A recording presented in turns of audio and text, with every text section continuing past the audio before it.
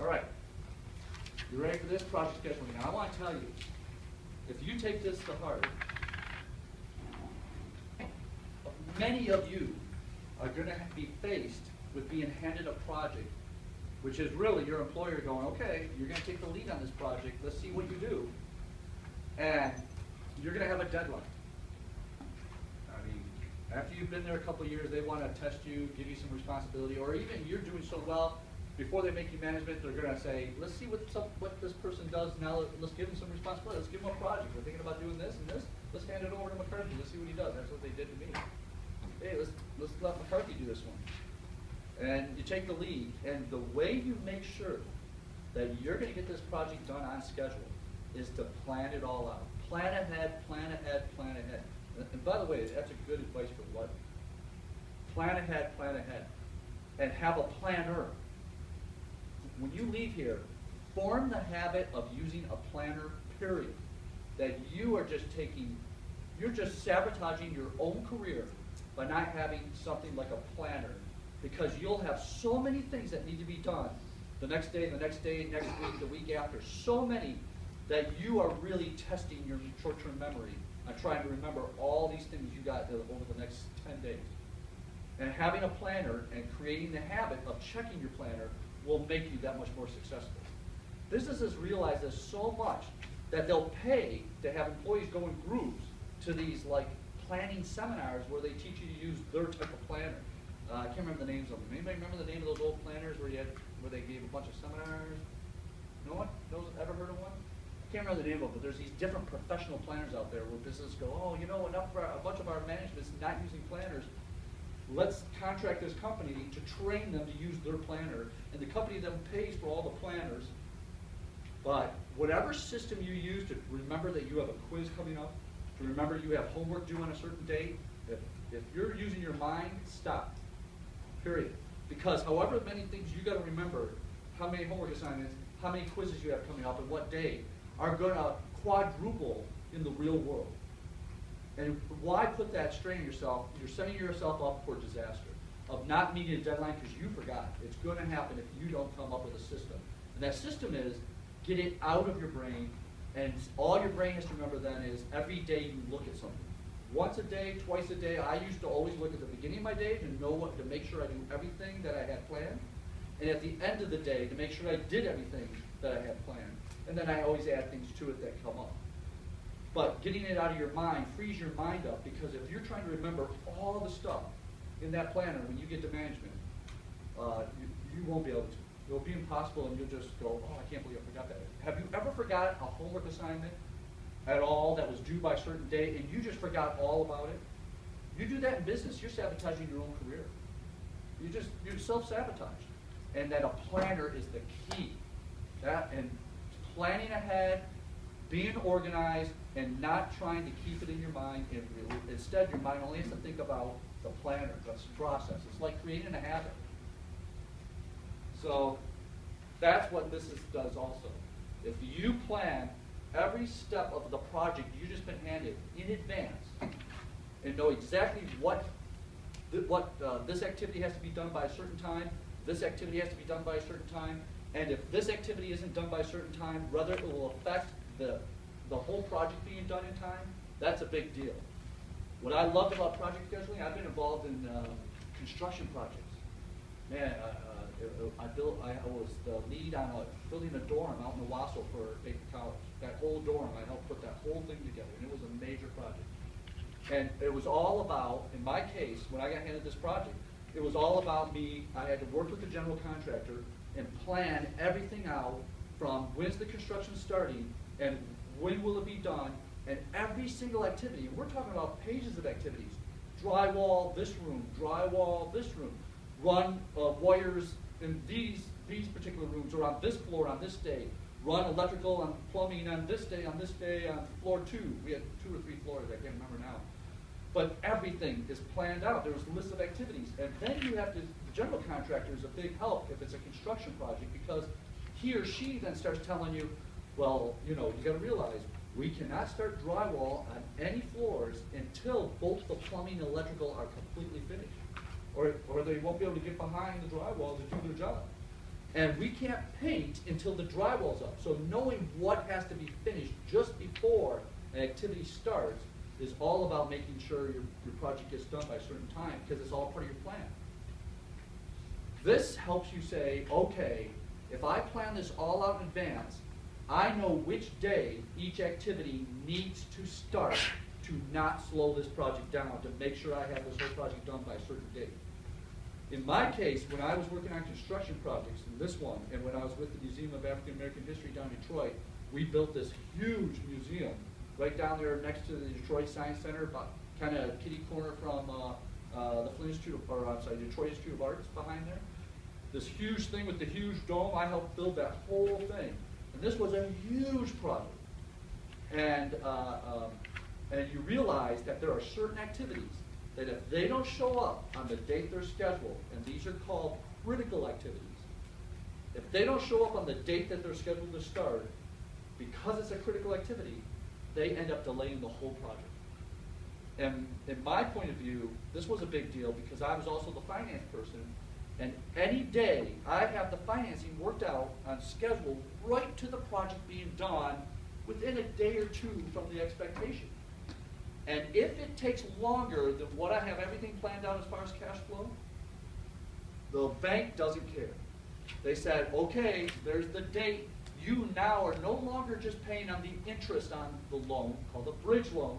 You get a third up front, a third of the loan in the middle, a third of the loan towards the end. But now you're paying on the principal. All of a sudden, your loan payment went from $2,000 a month to $20,000 a month, because you're now going to pay on the principal and the interest on the full loan. You don't just pay at the beginning. You're paying interest on just 1/3 of it. It's very small. Then it's 2/3 of it. Then it's 3/3, just interest though. Now it's principal and interest. That's part of a bridge loan. That's how financial institutions help you out on big projects. And every day that this project, whatever it may be that I was involved in, went past the deadline, that was that much more risk that I'm going to run out of cash and not make payroll. That's what it's all about. You never want to run out of cash, because if you don't make payroll, as loyal as employees can be, if they're not getting paid, that loyalty pretty much gets thrown out the window, and the motivation of being happy at their job is almost gone. That first day that you have to say, I'm sorry, I can't issue paychecks. That's just a crazy thing to happen. Yeah, you're scrambling to go get an additional loan, putting the company cards up for collateral to get the cash temporarily to make sure you can make payroll. And it's just, you don't want to get into that situation. So that's why planning ahead, this is a big deal. And it's very easy. It's not that hard. Are you ready? Now we're going into how you do this. Blah, blah, blah. You read all this before you got here. Blah, blah, blah, blah. Okay, I'm going to go back to the story. I'm going to go here first. No, we're not even there. This is where we're heading. Let me see if we're even heading past that. This is where we're heading. I want you to see this. All right? What you see here, this is a very micro project. And there's this many activities, very few of them. It's such a small project. And I can tell by looking at this that this first activity is the beginning. That nothing has to be completed before this starts, because this is the start. So this would be the first activity that takes place. But I can tell by looking at this that activity B cannot start till A is done, because it is preceded by A, which means A has to be completed before B can start. Same with C. C can't start till A is completed. So if A is going to take 3 days, it starts on day 0. It's not going to be done till day 3. And B, the earliest it could start then is day 3 when A gets finished, and C can't start till day 3. That's the earliest it could start, because it has to wait for A to be finished. Now I'm going to jump to another one. G, why is it starting on day 12? Takes 6 days, finishes on day 18. Why? I follow what precedes it. Nah, D has to be finished, and it can't get done till day 9. Okay. What else is before it? E is before it, and the earliest it could be done is day 12. So since it has 2 activities before it, and one gets done on 12 and one gets done on day 9, they both have to be done before G starts. That's why there's 2 arcs there. And until both of them are done, there's no starting G. So even though this one may be done on day 9, it doesn't matter. It still has to wait for this one, so that's why it can't start till day 12. So you see how this is, right? And you're about to see how easy it is to make this.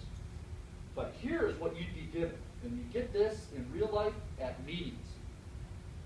I go to meetings, and the first meeting when you're talking about a project, okay, I've been handing the lead, everybody, you're all helping me put this construction together, whatever it may be, I was building, let's start going through all the activities that's going to take place. Here it is. Hey, did we forget anything? No. All right, what has to be done just before each activity starts? What is the immediate predecessor? So you get a list like this, you put what activities will be just finishing before that activity starts, and then the conversation goes, how much time will that activity took? What I loved about construction projects, when you have a general contractor and a couple subcontractors, they know exactly how much time drywalling this many square feet is going to take. Painters know exactly how much time it's going to take to paint this many rooms, this many square feet. Electricians. But in real life, other projects that are not construction, this is where we're heading, look like, again, this. I've been in many meetings where we start talking about how long will this activity take, how long will that activity take, and you get one person who goes, oh, that could get done in 4 hours. No, it's going to take about 6. I think it's going to take 8. And you'll debate all day. Instead, I say, do we all agree it's somewhere between 4 and 8? And everybody goes, yeah, somewhere between there.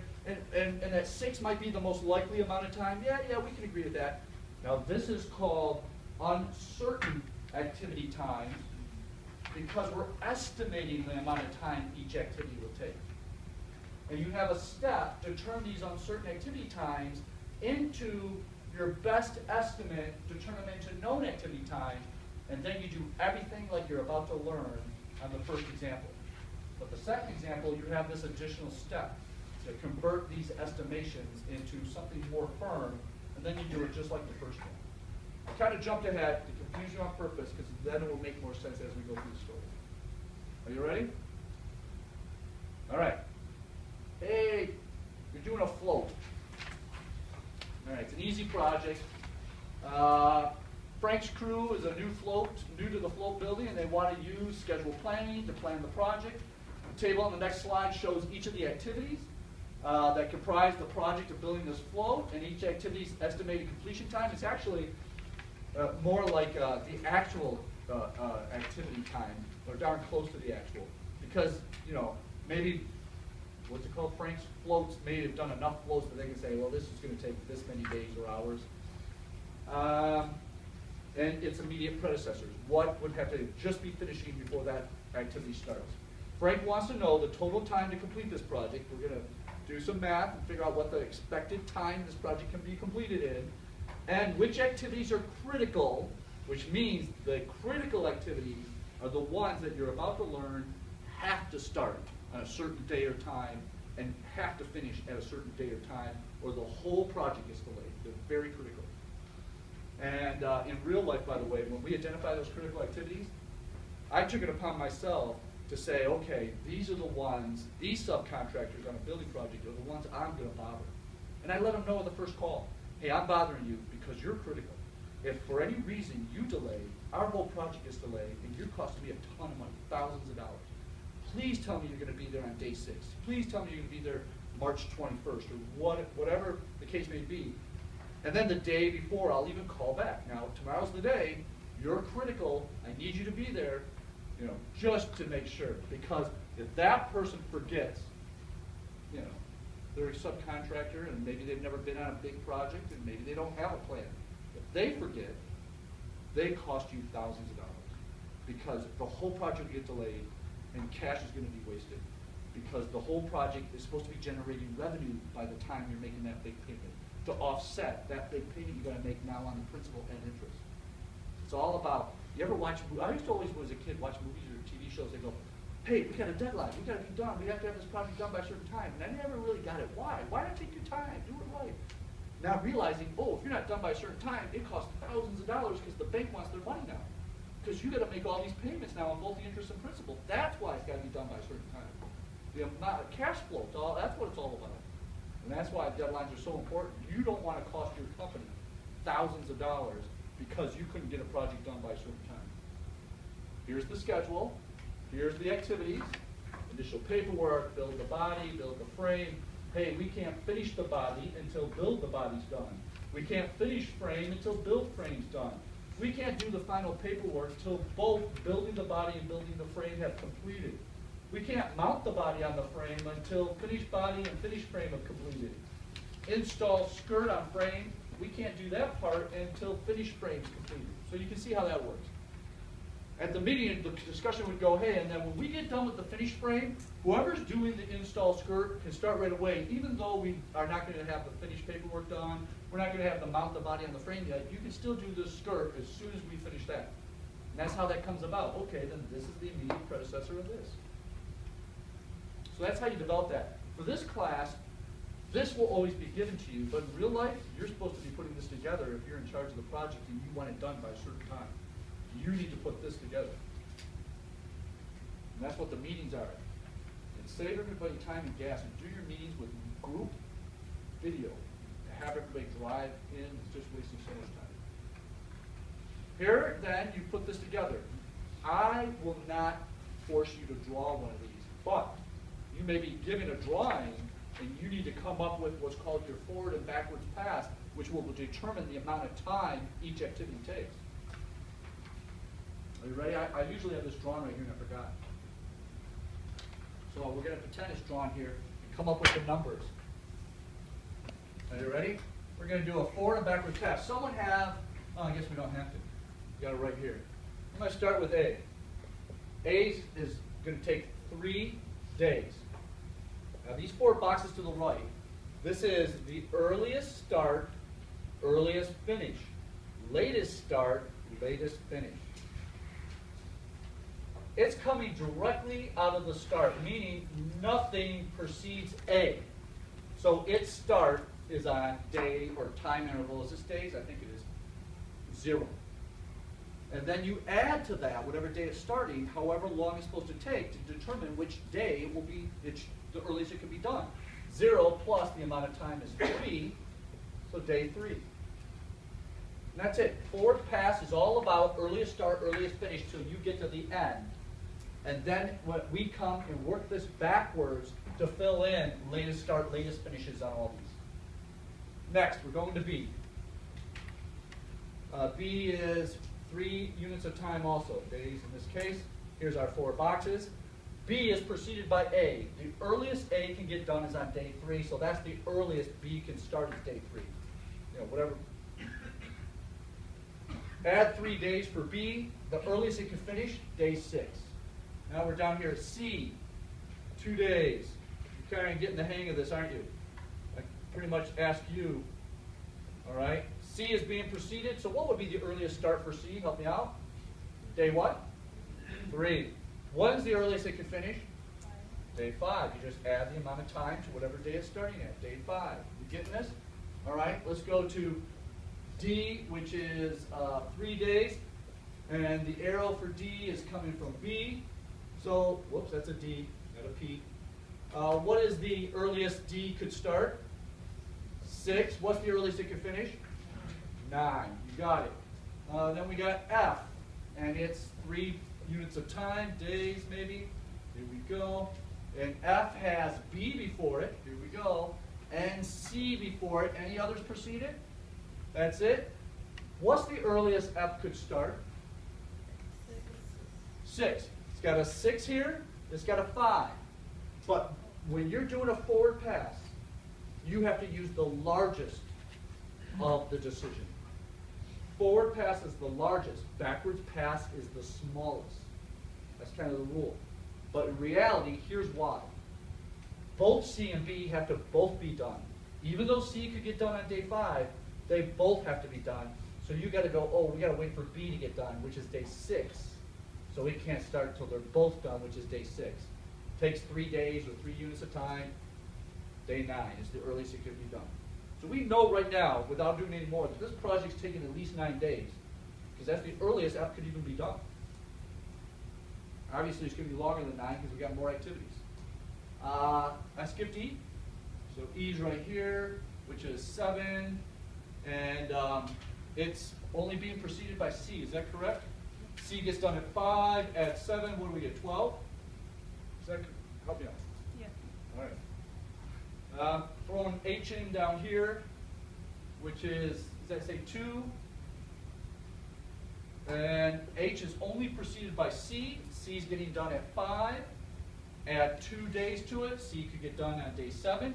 E isn't getting done until 12. So I know this whole project's taking at least 12 days or units of time, not these days, or longer. Running out of room here. G's up here. I know some of you aren't going to be able to see it. What if I just move G over here? All right. G right here. G is going to take 6 units of time. And we have D coming in. And E, is that true? D and E, so this is E, and that's D coming in.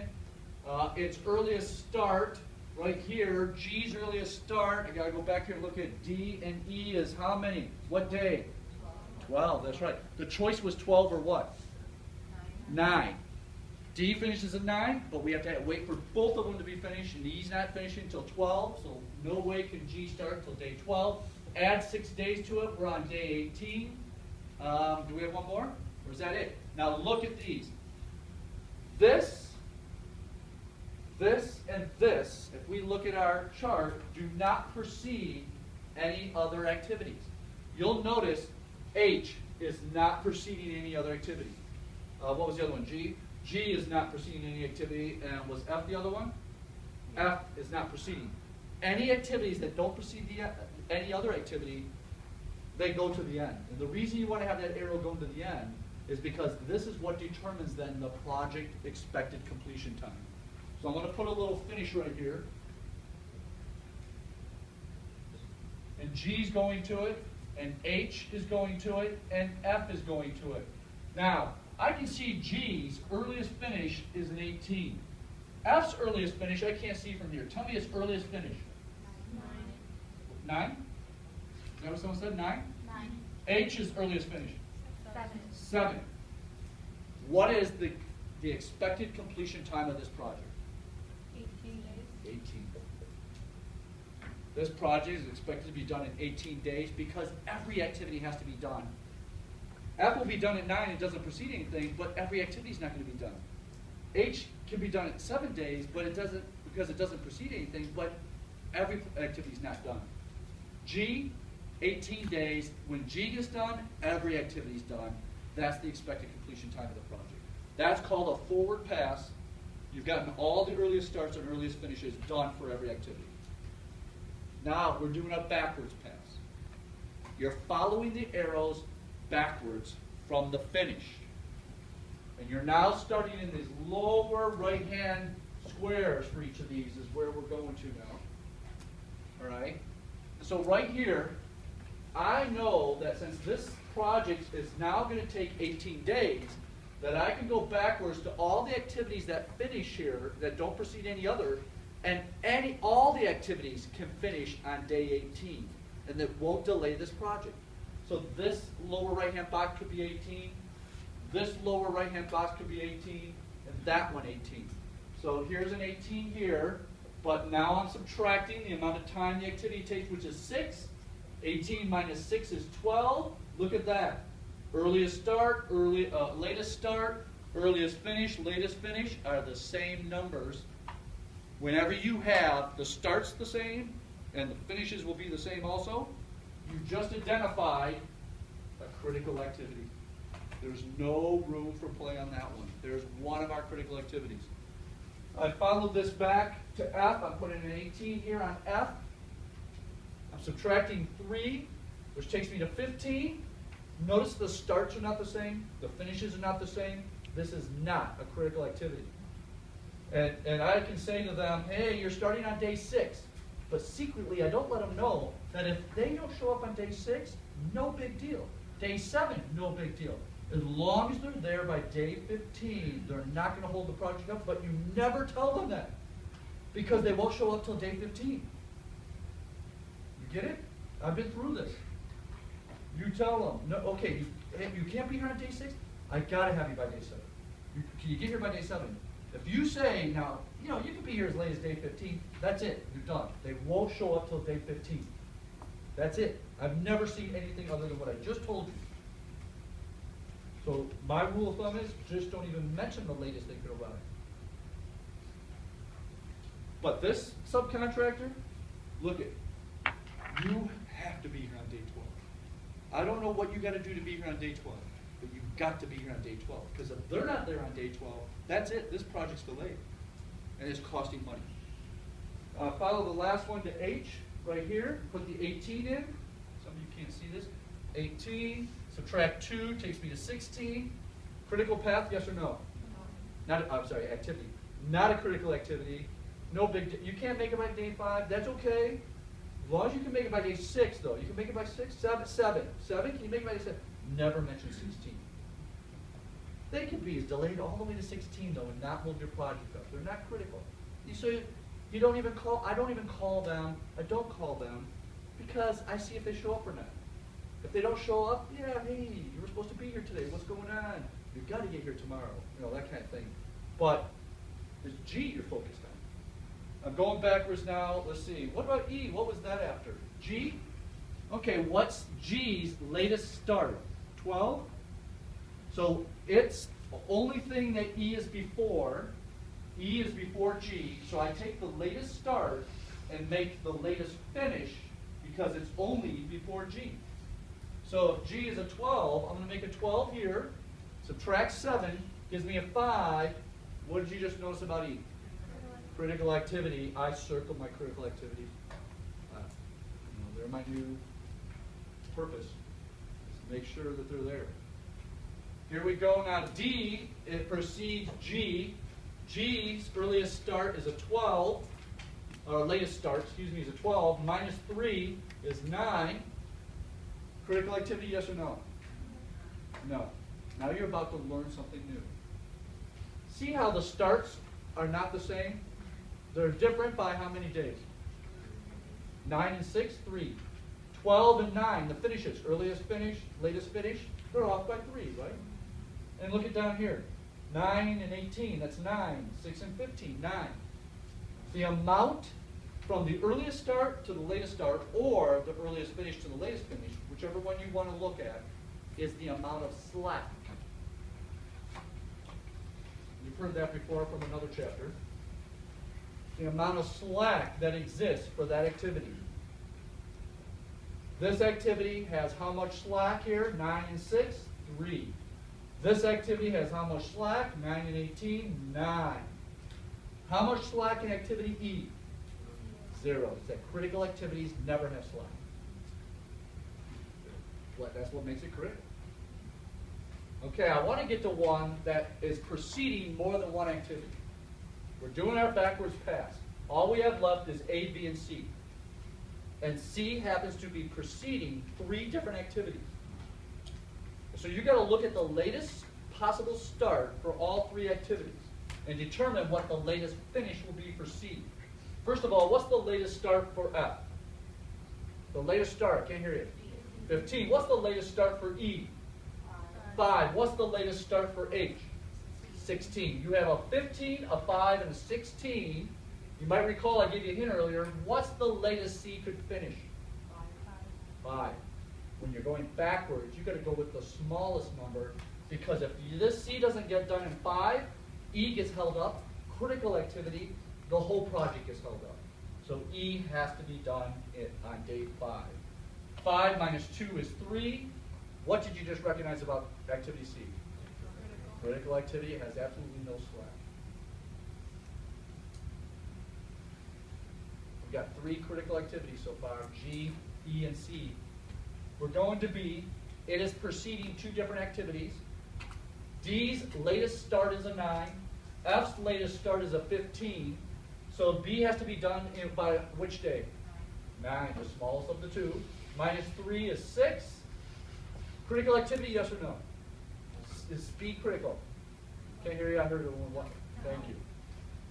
How much slack? 3. That's right. Just either the difference between the finishes or the differences between the starts. Last is A. A precedes B, latest start, 6. A precedes C, latest start, 3. What number goes here? 3. Minus 3 leaves 0. What kind of activity is A? Critical activity. Now, look at the critical activities, and if you notice, they're going to be connected going from start to finish. If you don't have a path going from start to finish of critical activities, you probably made a mistake on either your forward or backwards pass. That's a great way to catch it. And when you see a combination of critical activities that are all touching each other from start to finish, that's called the critical path, which is a big deal for this chapter. You will definitely have a question in your future that says, what's the critical path? In this case, it's A dash C dash E dash G. Is that right? 4 activities. Lead us from start to finish. Those are the critical path right there. So I'm jumping forward. Well, this is the explanation of everything we just did. Going forward pass. How you do it if you want to read this. Here's our forward pass. We got all those numbers. Here's the instructions to do your backwards pass. Here's our backwards pass. Our numbers look good. Here's a critical activity, connected to a critical activity, connected to a critical activity, connected to the end. Expected time, 18 units of time, days in this case. Critical path, ACEG. Notice, slack. Slack, we have 3, 3, 9. We forgot to do H's slack. Help me out here. 11. Is that right? And is there an activity over here other than G? That's it. So those are our slacks for each one. Here's our critical path, ACEG, our expected completion time, 18 days. Here's highlighting the critical path so you can see it all connected. All right? Are you ready? You go, well, let's see if our written answer is the same as the software. And there, you could now, we could use linear programming, but man, is it easier to use Module 7 per CPM, right there. And that's the only way we're going to twist on is using that module right there. I'm going to say new. We're using, this is known activity times because we were given activity times for each of these, not a range of activity times that it could be. So we're going with known. How many activities do we have? 1, 2, 3, 4, 5, 6, 7, 8. Is that correct? Did I count that right, or is there 9? I thought there was 9, but there's only 8? Nobody wants to help. Thank you. Here we go. It opens up with 8 letters because there's 8 activities. We'll start with A. How much time is A supposed to take? 3 units of time. That's it. Now I click on B. When I click on B, you'll see the 3 show up on the spreadsheet to the right. There it is. Now A moved into this column because it really wants to know, is B preceded by any activities in this column, which right now only has A in it? Is A preceding B, yes or no? So I'm going to click on A. Then, how much time is B supposed to take? 3. Okay, when I click on C, they'll show up. Notice now A is there and the 3 is there. A and B are here. Is C preceded by either of those 2 activities or both maybe? A. So we'll click on A. Oh, I accidentally clicked on B. How much time C take? 2. Well, I want to get B off there. All you got to do is just click on it again and now B's gone. That easy. Right? So now I'm going to D. First of all, let's look at C. C preceded by A, taking 2 units of time. That looks right. I want to get to one that's preceded by 2, which is F. Okay, let me do D real quick. D is preceded by B, so I'm just clicking on B. It's supposed to take, where am I at? D, 3 units of time. Okay, I'm going to E. E is preceded by, that's it? Oh, I got to get to F. Okay, C, how much time is E taken? 7. Okay. Now F. F is preceded by more than one activity, both B and C. So I'm going to click B and C. And I put in the time, which is 3. I'm going to keep going. I wasn't going to finish it, but I'm so close. G is preceded by how many activities, or which activities? So just D, that's it? And E. Oh, D and E. Like that? And how much time is 6? Okay, just 2 activities, D and E. H is preceded by what? C, that's it? Whoops, not B. And how much time is 2? Okay, does it look correct? I'm just going to hypothetically. Does that look correct over there? H preceded by C only, G by D and E, F by B and C, 3, 6, and 2. Does that look correct? All right, and then you go up here to solution, go to solve, and you got to be able to read this output because you might have a picture of it. It'll ask questions like, how much slack is in activity F? Does everybody see it on the output? We can see the answer here says 9, but do you see it on the output? Under a column called? Pretty easy. The critical path for this activity, or for this project is what? Can you see it on the output? There's 2 places to look for it. It does happen to give it to you right here. But anywhere there's 0 slack, it will have the word yes for critical activity in this column here. What is the earliest start that G could start? Which day or unit of time is the earliest G could start? You look at G, you go to earliest start. There it is, 12 right there. What's the latest start? Also 12. What's the earliest finish? What's the latest finish? So you can read this, right? It's pretty simple. What's the expected completion time of this project? 2 places again, 2 places right here, and you go to latest finish. Whichever numbers are the biggest in this column is your completion time for the project. The biggest number in this column, which is an 18. And usually it is right towards the end of the column right here. So you can read these, right? All right, let's go to another. Let me just pull another one up, make sure you can read it. What am I doing on time? What time is this class done? Seriously? What? What? Serious? Okay, hang on, we'll find another one. Bless you. Yes.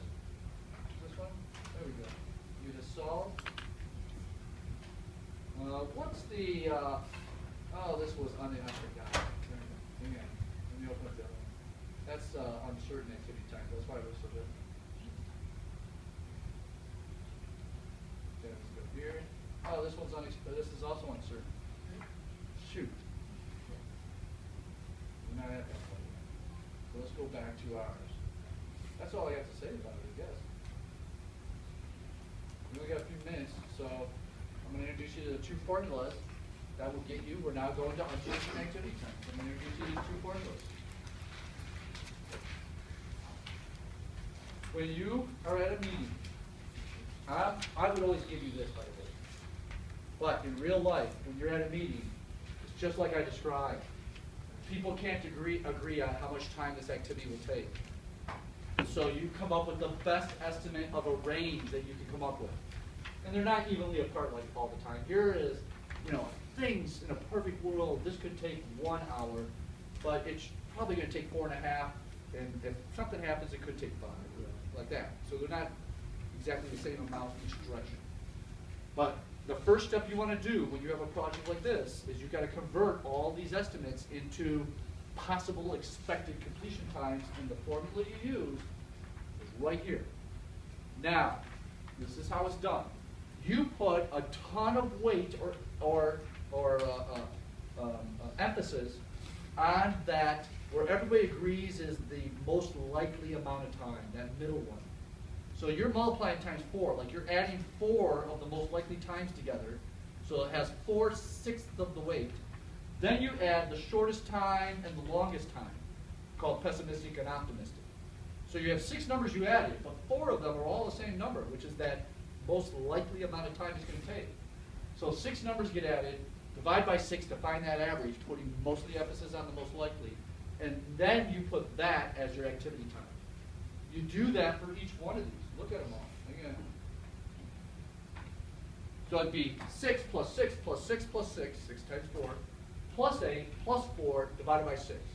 In this case, it's going to be 6, because 6 is right in the middle between 4 and 8. 4.5 times 4, or add it 4 times. Then add a 5, then add a 1, divide by 6. And you do that for each activity. So you have your activity time, all one number right here. Once you get that part done right there, you're doing this by hand, nothing's different then from what you just learned about the other one. You can do your forward pass and your backwards pass because you're now ignoring all this and using the times you calculated to be the most likely time. You do everything the same. But since this really represents real life, because it's very rare, like maybe only building projects have I ever had everybody agree on the amount of time. Any other project, there's no way of getting everybody to agree on how much time an activity takes. So this is really more likely. And then, because you have these range of times, you're able to calculate the probability of the project getting done in a certain time or not. And to do that, use the other formula, you would need what's called the variance and eventually standard deviation of each activity. Now I want to save you a ton of time. If you get a question that says, calculate the variance for each activity, then you need to do that for each one.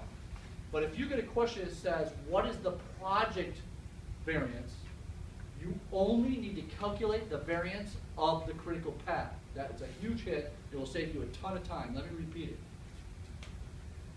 If you're asked to find the project variance, you only need to calculate the variances of the critical path, the activities.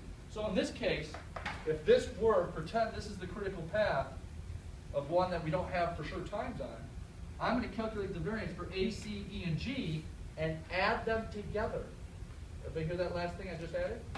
Add the variances of the critical path. You just found the variance of the project. How much the time could vary is all about that critical path, those critical activities. And by having the project variance, you can square root it, and you got the project standard deviation. And once you have the project standard deviation, you can find the probability of it being done in this amount of time, or that amount of time or less, or this amount of time or more. And you can find the probability of it taking more than the amount of time you're expecting. That's where I always needed to know. What's the probability? I got the bank all lined up for this to take, where's the completion time on this? We're coming back, we're going to pick up right, 23, let's call that 23 months. Let's say there's a big project. I got the bank all lined up for this to be done in 23 months. Matter of fact, they even allowed me to go to 24 months. But now I need to know what's the probability that this project is going to take more than 24 months. Because if that probability is really large, I need to plan ahead. Because that means that's a big chance I'm going to run out of cash. So what's that probability? And it's all about the project variance that you turn into a standard deviation. Notice, here's the critical path of this one. We would only add the variances of just that critical path, and there's the variance of the project. Square root it, there's the project standard deviation. Now, I don't want to go into that probability until we get to that point, but I do want you to see this formula, how to find the variance. If you have to do the variance of an activity because I'm asking for the project variance, you're going to go, oh, here's a critical activity. I'm only going to calculate the variances for these critical activities. And you're going to say, I'm going to take the longest amount of time that activity could take, called the pessimistic, and I'm going to subtract the shortest amount of time that activity could take, which is the optimistic. Notice the most likely amount of time isn't even involved in this. It's the longest amount of time minus the shortest amount of time. Divided by 6, then square it. First divide, then square. That is the variance for that activity. You do that for whichever activities are the critical path. You add those together. Four of them here, 5 of them on the one we're going to go over on Wednesday or Thursday. And you just found the project variance. And then you square root it at the end, you found the project standard deviation. And that's what we're going to use to calculate probabilities. And I'm going to refresh your memory all about normal probability and the bell curve on Thursdays, because I'm assuming some of you may have just let that go and leave your mind once you got that class done with. All right, I'll see you on Thursday.